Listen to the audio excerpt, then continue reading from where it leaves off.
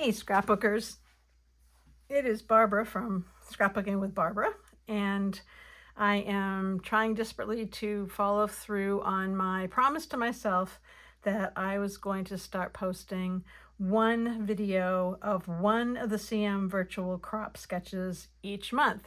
So this is month number 2, it's July, and it's July 31st. So I'm squeaking by the skin of my teeth here to get this video as I promised myself I would do.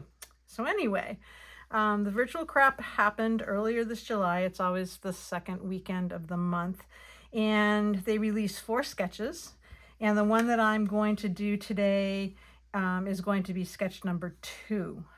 So this involves a jumbo circle cutter from the custom cutting system. It involves some decorative trimmers.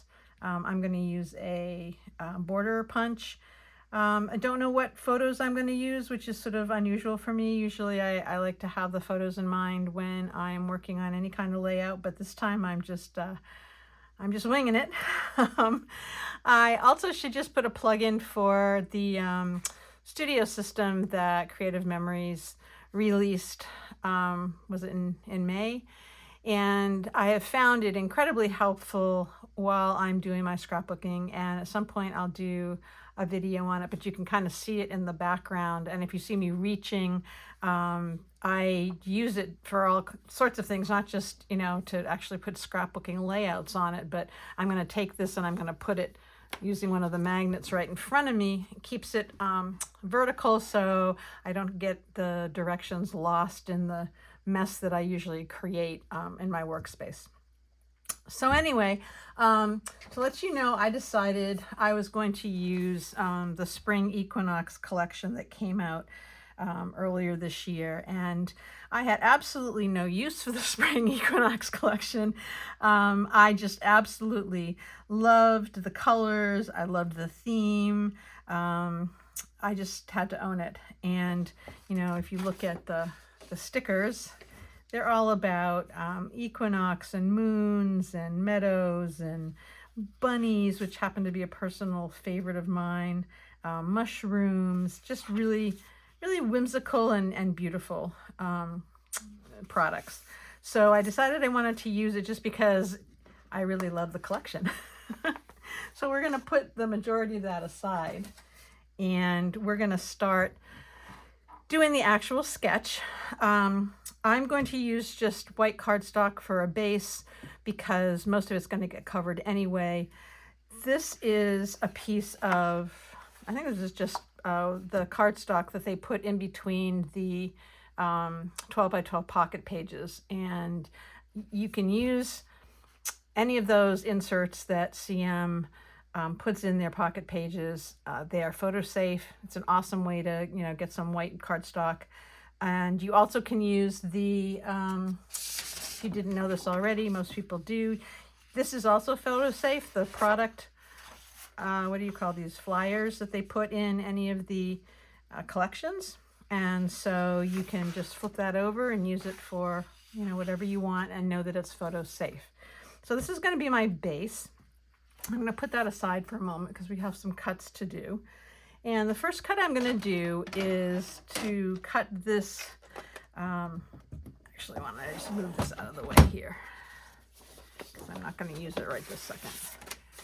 All my things are in order so I don't hopefully mess up.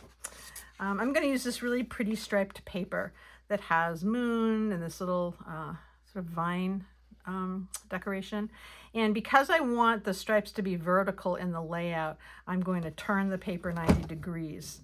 And according to the layout, I want this to be 12 by 5.5. I'm not sure about the 5.5 has to do with it all, but we're going to follow the directions. What I've also promised myself to not do is to make this a lot more complicated and do a to do a whole mock-up first, because then it just makes the whole production seem like it's going to be a lot more work. So I'm going to cut one at 12 and 5.5, and then I'm just going to flip it over, and I'm going to need another 12 by 5.5 at the bottom. So because the collections all are designed to go together, I'm just going to use the flip side of this for the second larger piece. So that's going to go like that.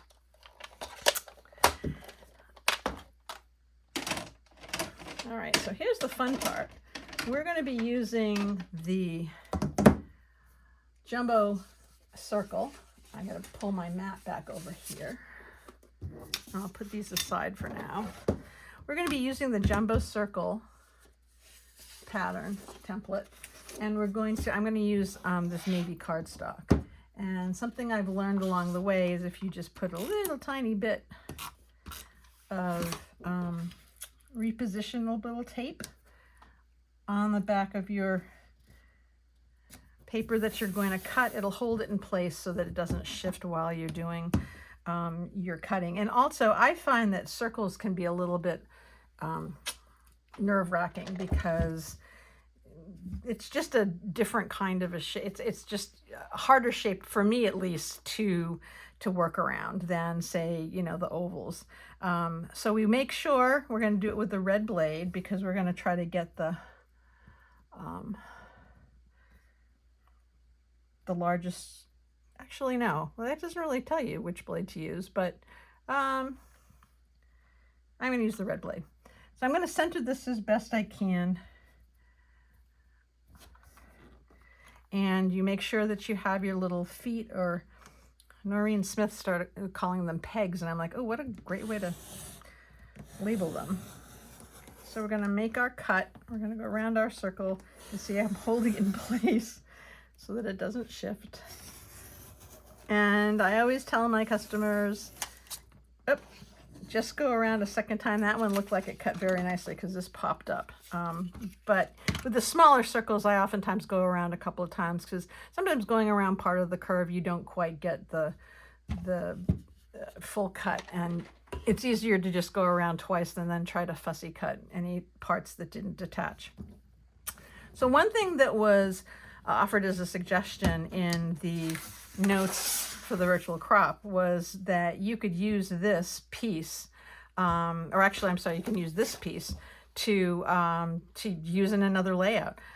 One really easy thing to do with these larger shapes is just cut them in half and, you know, put them on either side of a double page layout. So don't discard this. This is too big a piece of paper to throw away. We're only going to use this piece so that we have some of these other paper cuts showing through. So at this point, I don't know if I want to adhere it to the,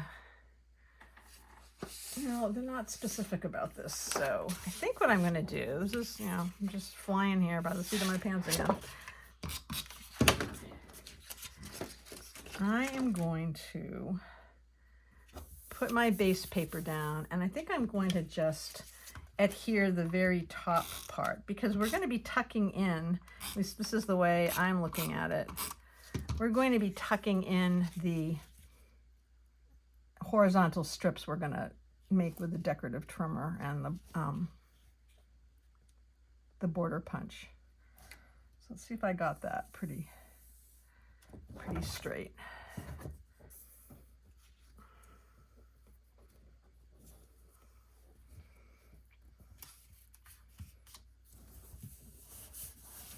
Okay, so that way I can just sort of flip it up when I get to the point where I'm going to adhere those horizontal strips. So I'm going to put this aside so that we can, or actually, I need the cutting mat. So we're going to put the base aside for now. And I'm going to cut, where's my decorative trimmer? I'm just going to use the decorative trimmer, and I'm going to cut this piece here with a wave. Actually, I'm going to do that with the swell, and then I'm going to do the second cut with the wave. So we'll get a little bit of a different look for those horizontal pieces. So I'm not going to use the mat. All right.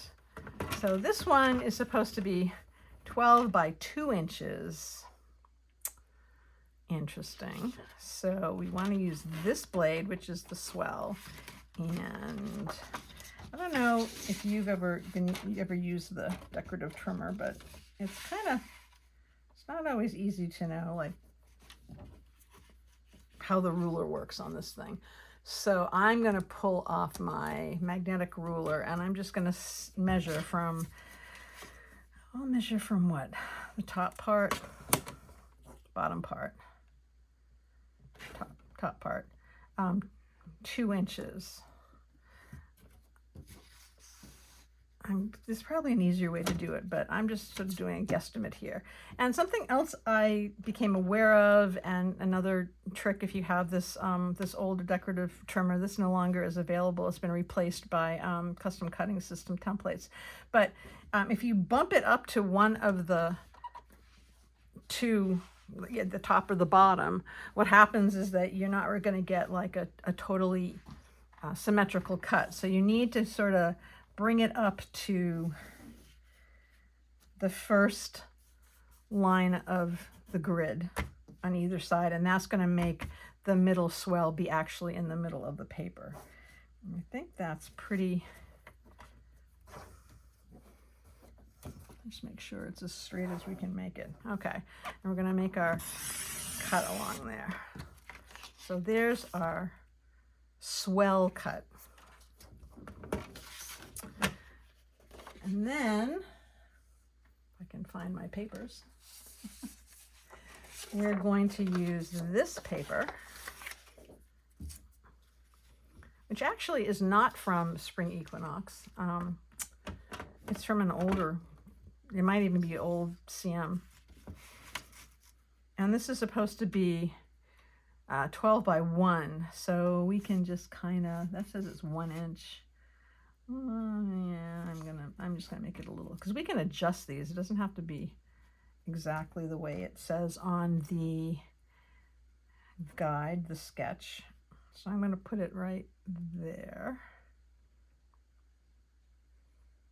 And we'll do our cut. And there's our second cut. So these are gonna line up kind of like that. And I'm going to put that away for now. Oh, and I didn't mention, this is one of our cardstock colors. It probably is cornflower. I didn't look them all up, so sorry about that. So we have these 2 that are going to be tucked in. And then the last thing is there's a you could use a sticker for this border. I really like the vine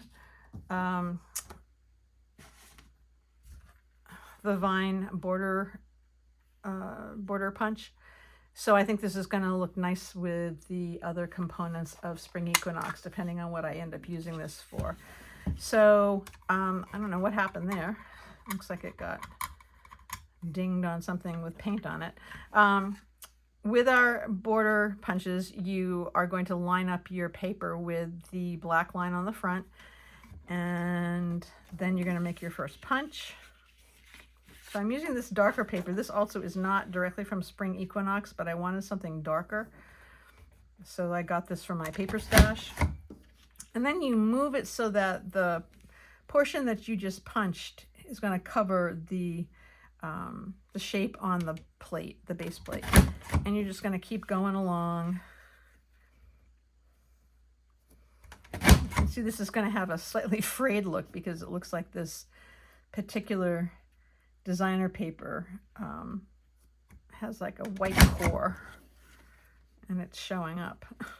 I don't know what happened there. I think I goofed a little bit. And why isn't that lining up? Let's try this last one.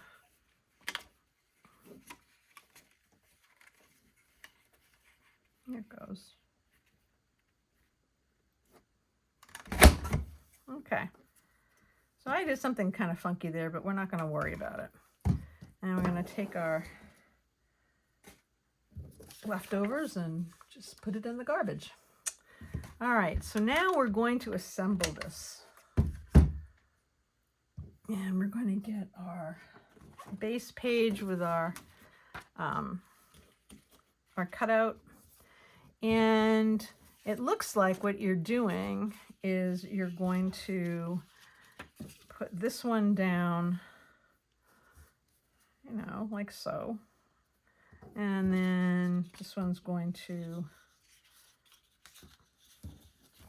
be like that. So the first thing I'm going to do to make it easy for myself is I'm going to tape these two together. Like, why not? So when these are together,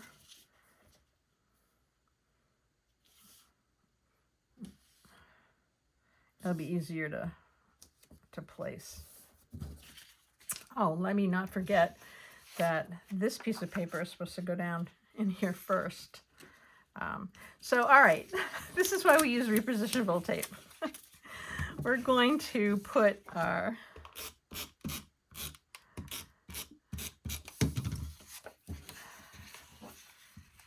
what do you want to call it? This is the peekaboo, the part that's peeking through the cutout circle. I'm going to do both the top and the bottom while we're at it.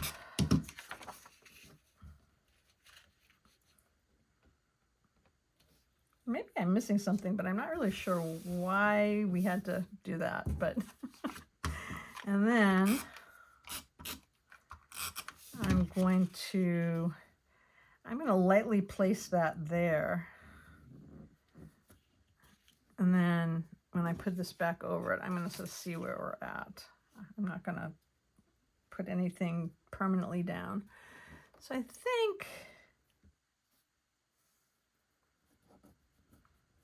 yeah, that's about where I want it.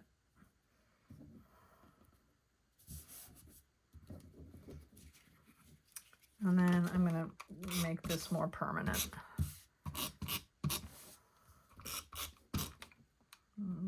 Do these sides so that they don't pop out. So I'm going to start at the bottom and I'm going to line this up.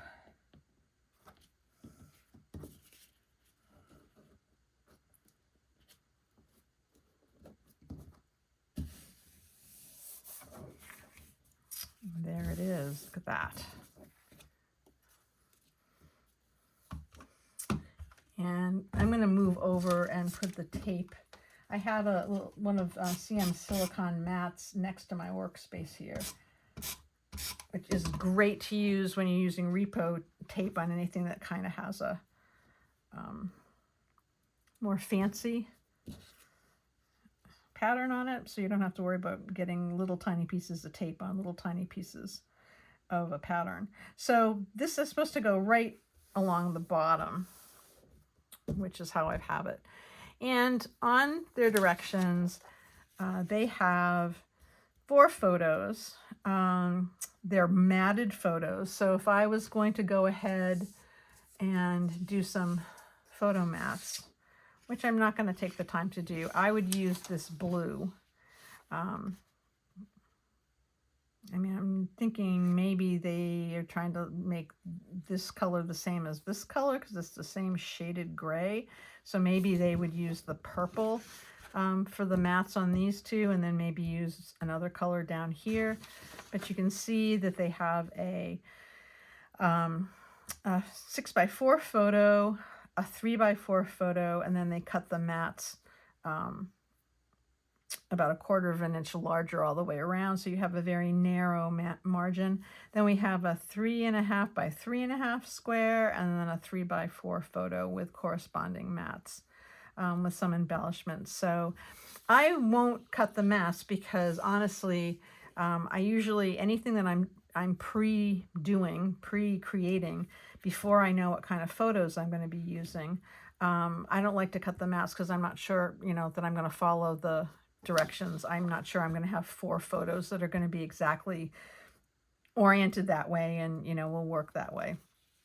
So I'm going to hold off, but I'll probably store the corresponding pieces that I used with this layout, and just know that I have them all together in case I want to either cut embellishments from one of these, or whether I'll go ahead and I'll use some of the stickers. Like I said, the stickers are so pretty with this collection, that these would be really neat to use the moon over New Beginnings, because we have the moon here. I chose a vine because I wanted to mimic the vine that was right here.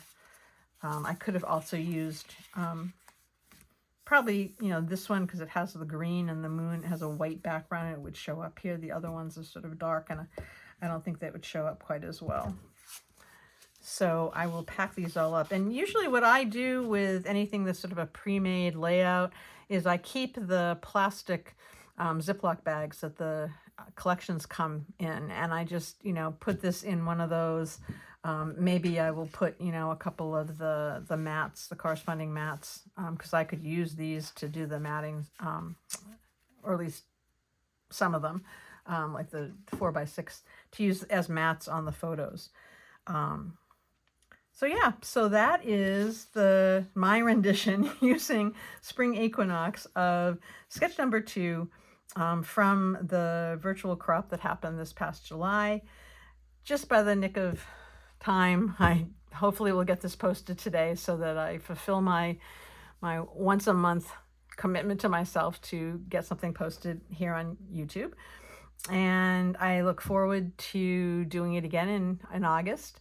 Hope everybody's having a good summer, and I'll look forward to having you jump in and watch this video again. Take care.